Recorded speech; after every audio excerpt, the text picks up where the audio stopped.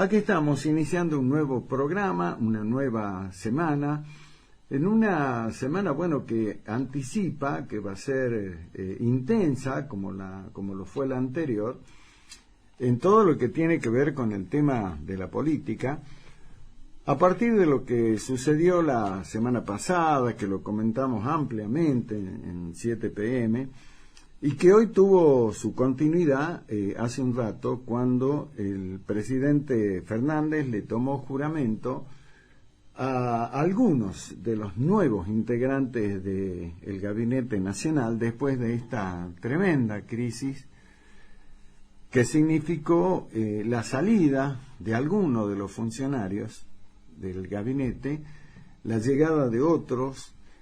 Y a partir de allí, bueno, se abre alguna expectativa porque para el gobierno de Alberto Fernández, a partir de hoy hay una especie de relanzamiento de lo que es su gestión, después de lo que fue este resultado electoral inesperadísimo, por supuesto, con el tema de las PASO, y que provocó esta crisis, ¿no?, en el gabinete, con este durísimo enfrentamiento entre la vicepresidenta Cristina Fernández de Kirchner y el propio presidente, y bueno, y que generó esta situación tan comprometida para el gobierno, para el gabinete, pero muy por sobre todas las cosas para la figura del presidente de la nación, que más allá de lo que se diga, y es casi lógico que eso pase, yo creo que a nadie le escapa que después de esto la figura presidencial se ha visto muy vapuleada, muy golpeada, muy debilitada, y a partir de ahora, con estas nuevas incorporaciones, creo que, si bien es cierto, el gobierno nacional se fija como principal objetivo ver si pueden revertir en estos meses hasta el 14 de noviembre, que es la fecha de la elección general, revertir el resultado electoral. La figura del presidente es una figura que, como digo, ha quedado demasiado debilitada, es un presidente sin poder. Quedó en claro quién manda en el gabinete, quién manda en el gobierno, quién es el que fija la línea, el GPS, el camino por el cual va a transitar el gobierno. Y en esto, como decía, la figura del presidente ha quedado muy golpeada.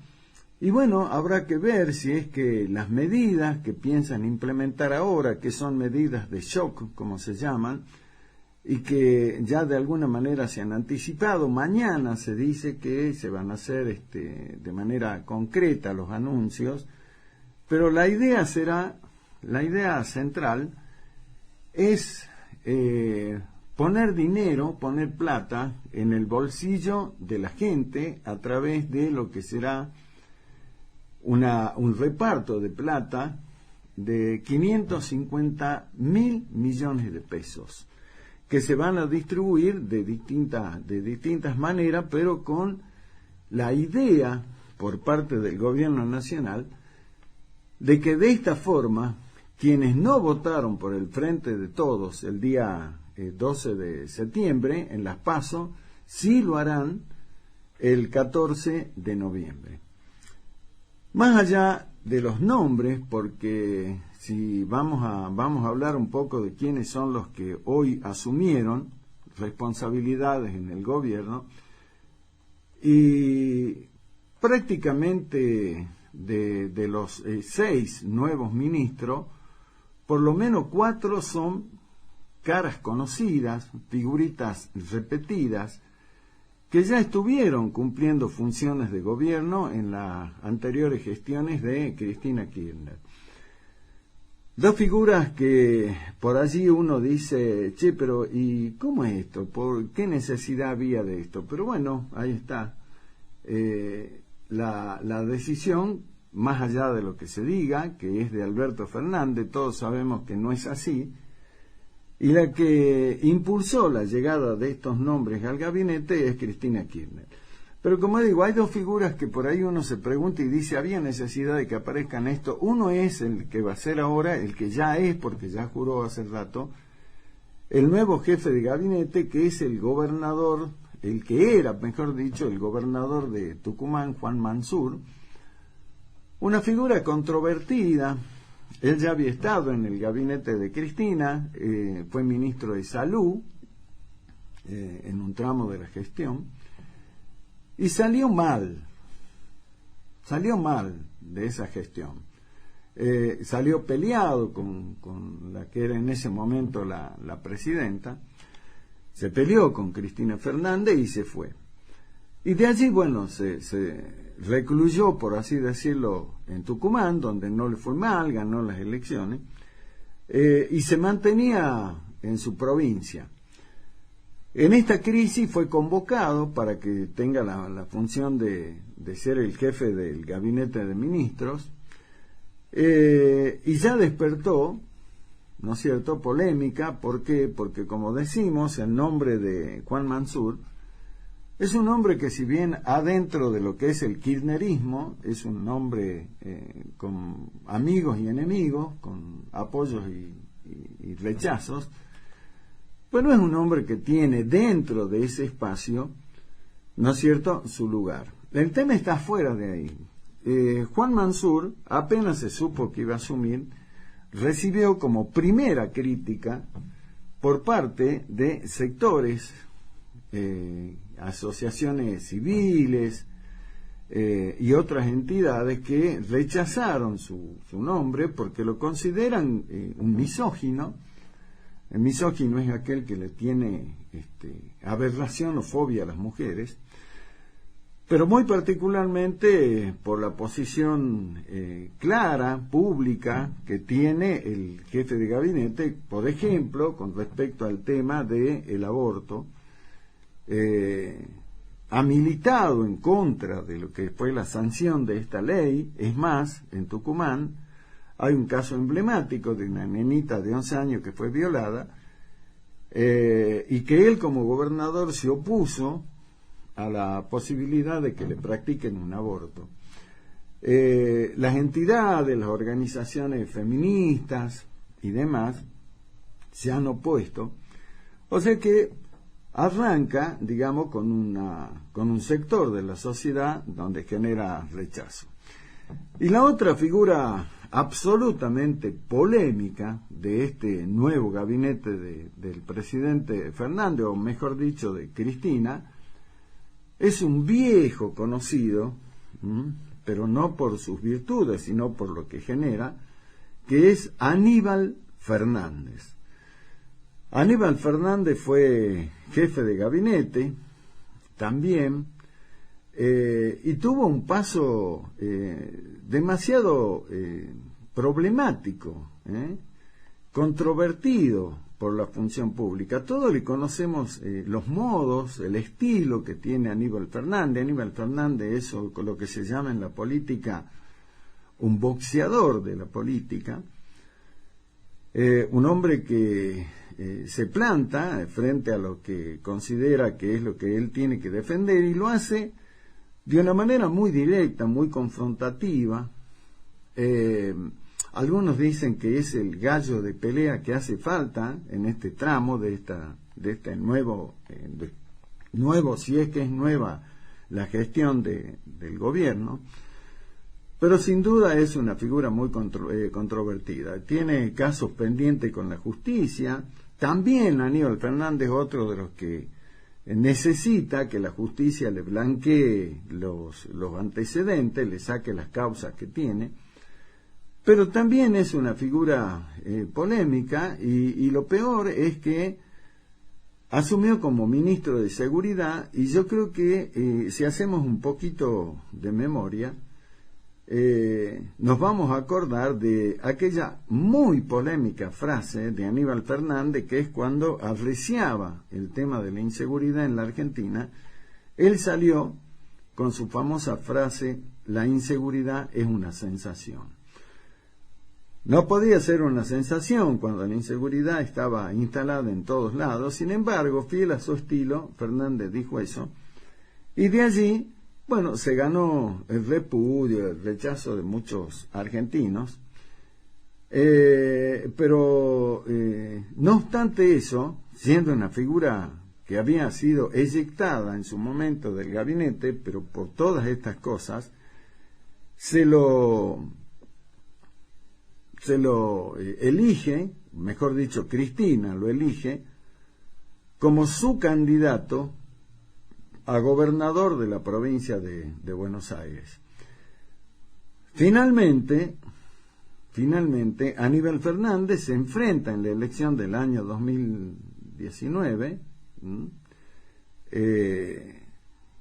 o 17, mejor dicho, se enfrenta con María Eugenia Vidal, la que era la candidata de Juntos por el Cambio, y frente a las encuestas, los pronósticos de todo, Vidal le gana la elección, y de esta manera el Frente de Todo pierde nada más y nada menos que el principal bastión electoral del país, que es la provincia de Buenos Aires, y no pocos lo hicieron absolutamente responsable de esto a Aníbal Fernández, obviamente a la presidenta de entonces que lo había propuesto para el cargo, y de allí salió Aníbal Fernández. Salió de la vida pública, siguió siendo una persona que permanentemente visitaba los medios y visita los medios de comunicación, siempre con sus posiciones extremas. Y bueno, en el medio de la crisis, la semana pasada, creo que fue el jueves, en medio de la gran disputa entre Cristina y Alberto, él hizo su aparición, así, una aparición relámpago, podríamos decir, por la Casa Rosada. Entró y salió, dijo, cuando salió, bueno, por supuesto, gran buscador de protagonismo y de cámaras. Lo primero que dijo cuando salió: no, me junté con el presidente a hablar de política, no me ofreció nada, no me ofreció ningún cargo, ni tampoco le pedí ningún cargo, dijo en ese momento, aunque era sabido que si estaba ahí, era porque algo iba a ligar, como se dice, algo iba a tener.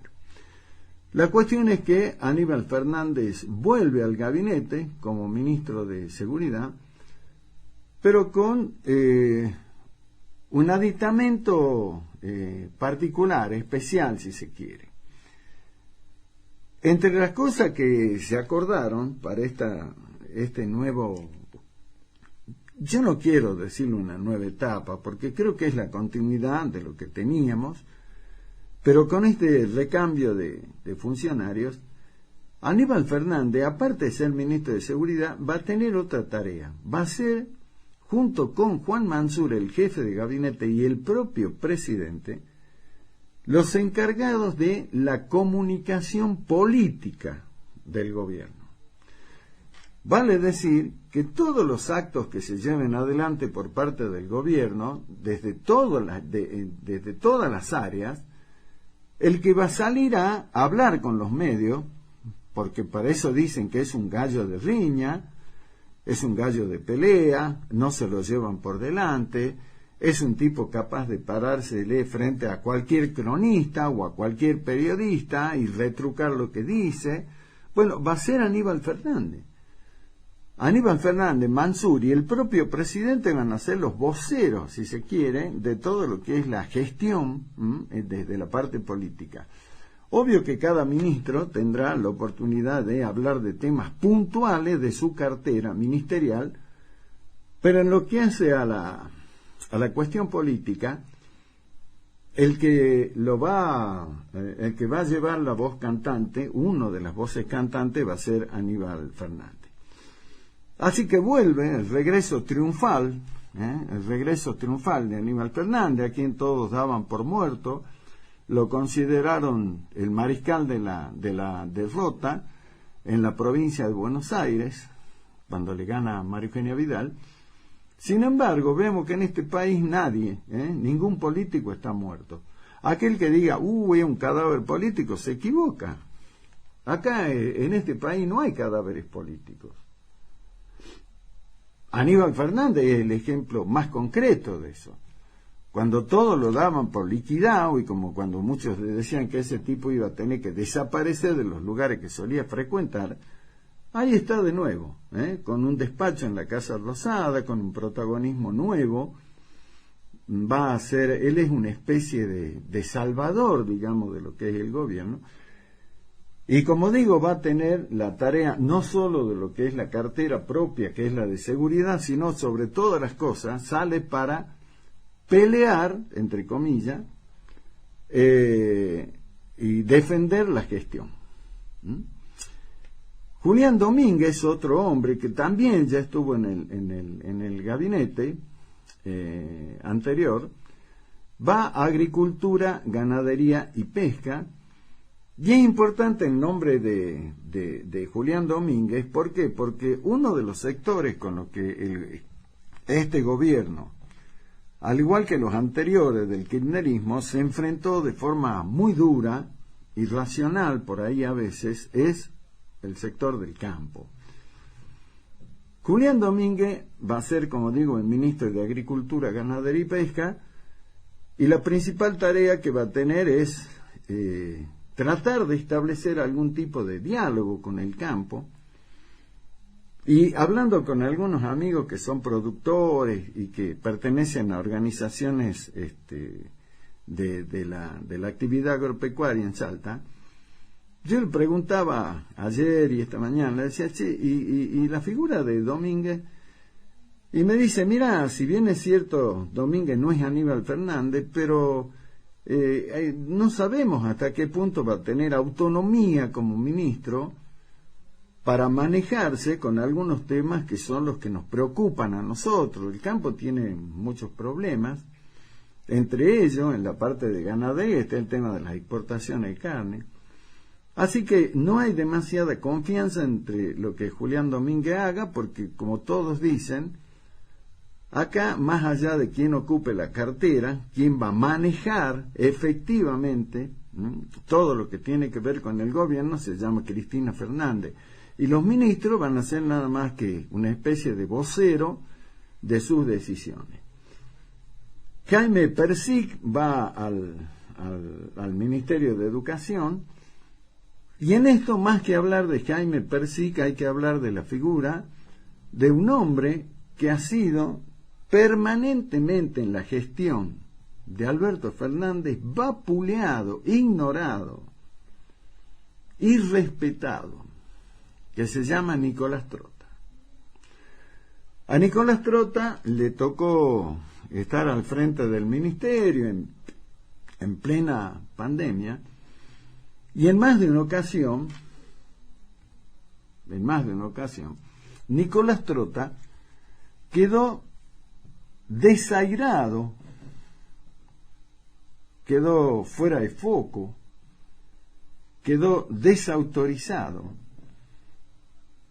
porque en algún momento él tuvo alguna posición que luego no fue respetada. A las 3 de la tarde, por poner un ejemplo, Nicolás Trota decía una cosa y a las 4 de la tarde el presidente decía otra. Es más, Nicolás Trota, siendo ministro de Educación, se enteró de decisiones que hacían a su cartera por los medios de comunicación. Era como si Nicolás Trota no tuviera la posibilidad como ministro, que era, de mantener una línea directa y de contacto permanente con el presidente. Por eso digo que la figura de Trota debe ser una de las figuras a quien con mayor asiduidad se le faltó el respeto en el gabinete. Salió de la cartera de Educación y ahora llega Jaime Persic, que seguramente será un funcionario que, como todos los demás, se tendrá que allanar y antes de hacer cualquier tipo de manifestación o de decir cualquier cosa, tendrá que tener el visto bueno de Cristina. Daniel Filmus es otra cara conocida que vuelve. También Daniel Filmus estuvo en su momento en el Ministerio de Educación, ahora viene al Ministerio de Ciencia, Tecnología e Innovación. Y la verdad que uno dice, che, ¿y Filmus? Y Filmus es funcionario, absolutamente funcional, al momento que sea, ¿no? Se adapta a lo que sea.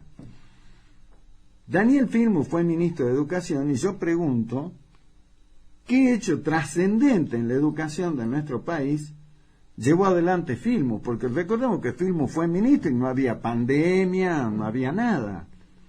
¿Y qué podemos recordar de Daniel Filmus como ministro de Educación? ¿Hay algún hecho trascendente de su gestión que lleve su impronta y que haya quedado, digamos, para lo que viene? No, Daniel Filmus nunca fue así, perdedor consuetudinario de cuánta elección se presentó, porque perdió todas las elecciones las perdió, y ahora vuelve entonces, pero como me decían hoy, pero Daniel Filmus va más por como relleno del gabinete que otra cosa. Juan Ros era el nuevo secretario de Comunicación y Prensa, después que lo eyectaron a Biondi. Biondi, el vocero que tenía, o el secretario de Comunicación y Prensa del gobierno. Biondi era un hombre muy cercano a Alberto Fernández y uno de los principales objetivos en el ataque de Cristina Kirchner, que lo consideraba que de vocero no tenía nada y que en realidad lo que se dedicaba a hacer era operaciones de prensa. Ahora llega Juan Ros. Juan Ros fue secretario de Comunicación de la jefatura de gabinete cuando Alberto Fernández era jefe de gabinete. Así que bueno, por ahí pasan los nuevos funcionarios. Lo de Santiago Cafiero es una cosa increíble. Santiago Cafiero era jefe de gabinete. También otro de los blancos predilectos de Cristina Fernández. Lo atacó permanentemente, nunca lo quiso. Y Santiago Cafiero, bueno, se mantenía, era como un corchito. ¿Ha visto cuando hay un corcho que va en el agua? A veces estaba bajo la línea de flotación, a veces estaba arriba, bueno, pero sobrevivía ahí, nunca se ahogaba ni tampoco salía a flote. Pero más o menos por ahí andaba. Bueno, apenas vio Cristina la posibilidad de sacárselo de encima, lo propuso, y ya prácticamente estaba fuera del gabinete. Se quedó por el famoso enroque, que es un cambio de figuritas, porque Alberto quería que Cafiero se quede como de lugar, porque repito, es uno de sus hombres de más confianza, pero Cristina estaba firme en el tema de que tenía que sacarlo. Entonces se le ocurrió a alguien y dijo, bueno, hagamos una cosa,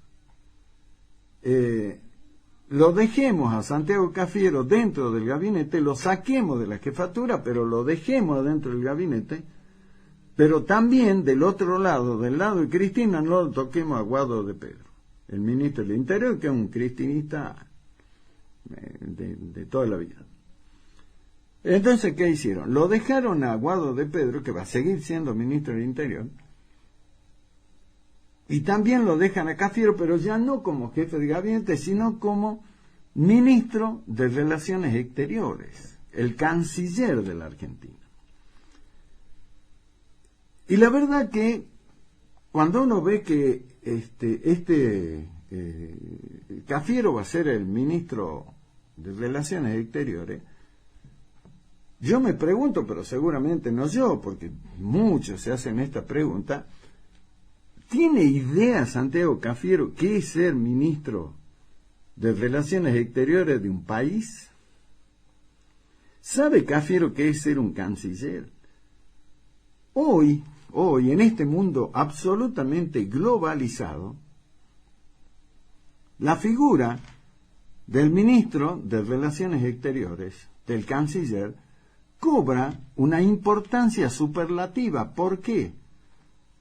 Y porque se supone que el ministro de Relaciones Exteriores es el que le tiene que abrir al país las puertas del mundo. Es el ministro de Relaciones Exteriores el que le tiene que decir al presidente: voy a trabajar con tal país para buscar de abrir tal mercado desde el punto de vista comercial. Es un auxiliar, pero importantísimo, de lo que es el ministro de Economía en lo que es, por ejemplo, la relación con los organismos financieros internacionales. Es el hombre que tiene que fijar la política exterior del gobierno, tiene que tener la capacidad necesaria como para decirle al presidente, por lo menos aconsejar, porque la decisión se supone que la tiene que tomar el presidente, pero por lo menos sí para ver por dónde va el mundo, por dónde pasa el mundo. Hoy la Argentina, con este gobierno, se volvió a aislar del mundo. Otra vez, con el gobierno de Alberto Fernández, la relación exterior de la Argentina se limita a los países con los que tenía relación Cristina, que eran Cuba, Venezuela, Cuba, Nicaragua y Irán. Cuando el mundo hoy está pidiendo y exigiendo otra cosa, más aún para nosotros, para un país como el nuestro, con una situación financiera internacional tan debilitada, se hace absolutamente necesario que las caras visibles del país hacia el mundo sean, ¿no es cierto?, personas idóneas. ¿Idónea qué quiere decir? Que saben de qué se trata, con un marco de relaciones internacionales importante, para poder de alguna manera, llevarla a la Argentina y mostrar hacia afuera otra imagen. Bueno, eso con Cafiero no pasa. Cafiero a lo mejor sea muy capo, no sé, porque nunca se le conoció nada, pero capaz que sea muy capo, muy preparado en otras cosas, pero en relaciones exteriores no. Como me decía hoy uno de mis amigos con los que hablaba, me decía, hoy un canciller, un ministro de Relaciones Exteriores, tiene que hablar por lo menos otro idioma que el suyo, es decir, si habla castellano tiene que hablar por lo menos un idioma más, que por lo menos sea el inglés. Bueno, Cafiero me decía cuando le preguntan cuánto idioma habla y dice ninguno, porque tampoco sabe hablar bien el castellano. Salimos de Guatemala y caímos en Guatepeor, porque convengamos que con Felipe Solá, el canciller, también estábamos mal. Estamos pésimamente mal. ¿A quién se le ocurrió ponerlo a Felipe Solá como ministro de Relaciones Exteriores? Solamente a Alberto Fernández. ¿Por qué? Porque Solá es su amigo. Y Solá, ahora, antes de irse de la cartera, protagonizó un papelón internacional en México. La CELAC, que es el organismo internacional, donde tenía que ir a hablar el presidente Fernández el sábado, en México, Fernández no fue por esta crisis. Entonces, ¿qué dijo? Que vaya el canciller. Fue Felipe Solá. Felipe Solá tenía que dar un discurso ahí, en nombre del país. Pero resulta que, en el interín, entre que él se fue, llegó allá y todo lo demás, cuando estaba preparando el discurso se enteró que ya lo habían echado. Ya no era más canciller. Se enteró de casualidad. Se enteró de casualidad en un diálogo surrealista que tuvo con Santiago Cafiero. Pues Santiago Cafiero lo llama y le dice, necesito tu renuncia.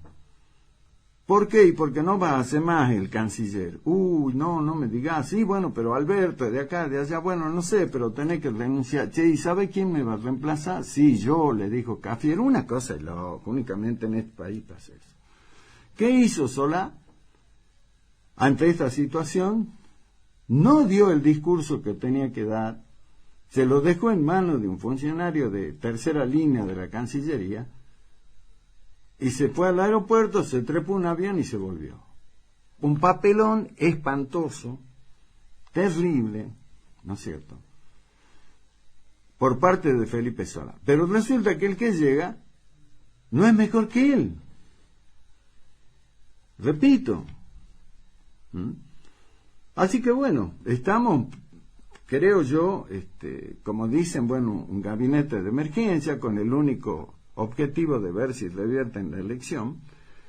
Y después se quedaron el ministro de Obras Públicas, Catopodis. Y yo digo que esa es una buena noticia, entre comillas, para Salta. ¿Por qué? Porque convengamos que el gobernador Gustavo Sáenz, que por otro lado hoy estuvo de manera presencial en la asunción de los nuevos ministros, estuvo acompañándolo al presidente, Gustavo Sáenz. Gustavo Sáenz en su gestión vino manteniendo una muy buena relación, primero con el presidente y segundo con los ministros de las áreas claves, ¿no? Como por ejemplo Interior, se llevó siempre bien con Guado de Pedro. Gustavo Sáenz teje con Guado de Pedro la candidatura a diputado nacional de Emiliano Estrada, por ejemplo. Buena noticia para Emiliano Estrada también, porque sigue siendo el ministro, su amigo, quien lo puso acá, sigue de ministro. Se queda Catopodis, que es el ministro de Obras Públicas, repito, una muy buena relación con el gobierno de Salta. Catopodis apoyó mucho la gestión de Gustavo Sáenz. Se queda Catopodis, también, es otra buena noticia. Y por ahí queda algún otro también dando vuelta por ahí. El caso de Lames, por ejemplo, el ministro de Turismo y Deporte. Pero bueno, ahí están los nuevos funcionarios. ¿Cuál es el objetivo? Más allá de lo que diga el presidente, porque aparte la palabra del presidente hoy ya no tiene valor. La palabra del presidente, y es tristísimo decirlo porque hablamos del presidente de nuestro país, la palabra de Alberto Fernández está absolutamente devaluada. ¿Quién le va a creer a Alberto Fernández? Y Alberto Fernández hoy dice, no, porque acá van a seguir las directivas que yo... No, ¿qué directiva? Si ya quedó claro que vos no podés dar ninguna directiva. Entonces estamos en presencia de un gobierno débil, un gobierno que se va a jugar la heroica emitiendo billetes, emitiendo moneda, porque estos 550.000 millones de pesos que pretenden distribuir, ¿de dónde lo van a sacar si no es a través de la emisión?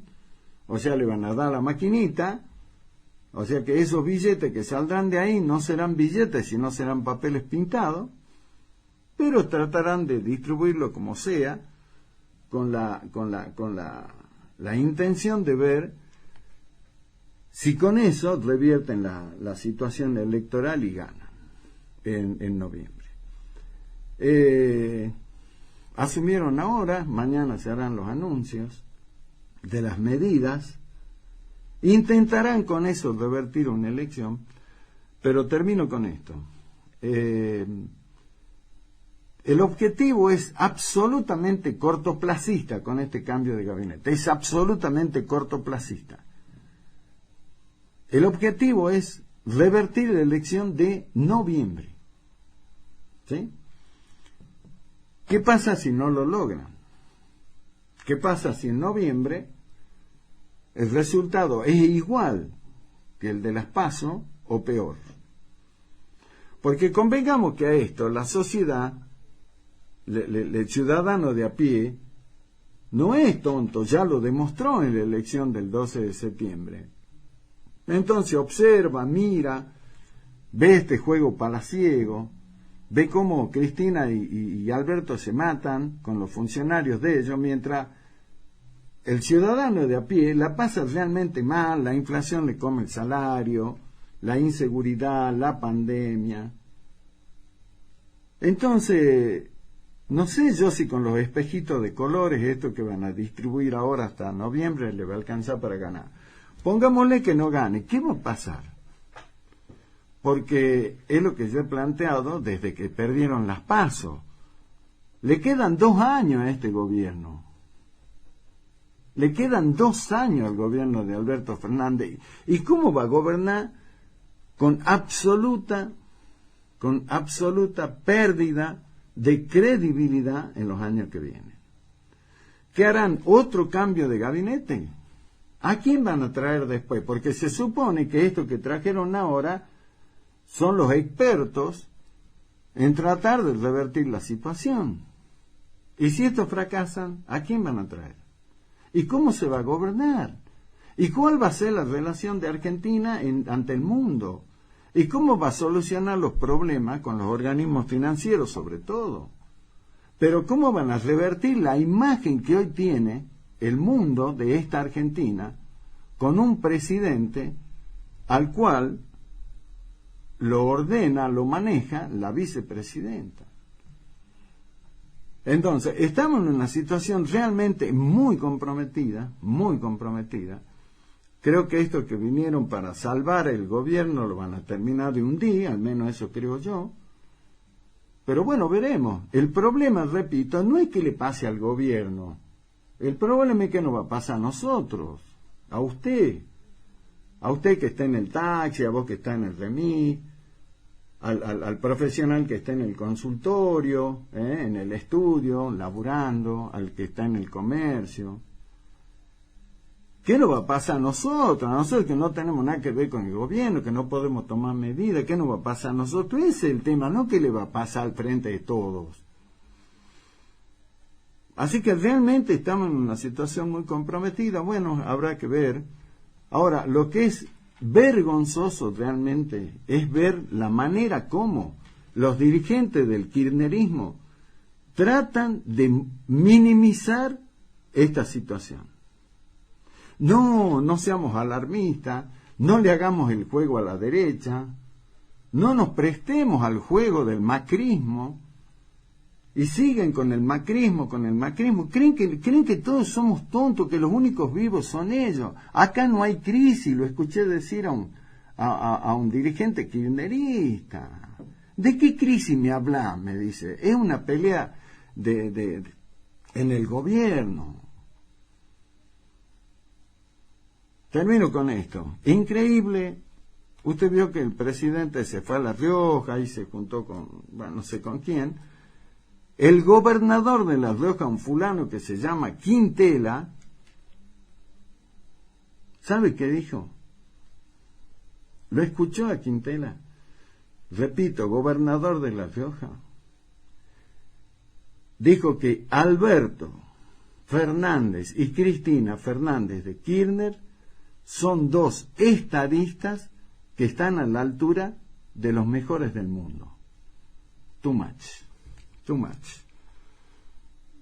Quintela, gobernador de La Rioja, dijo que Alberto y Cristina son 2 estadistas que están a la altura de los mejores del mundo. Pobre tipo.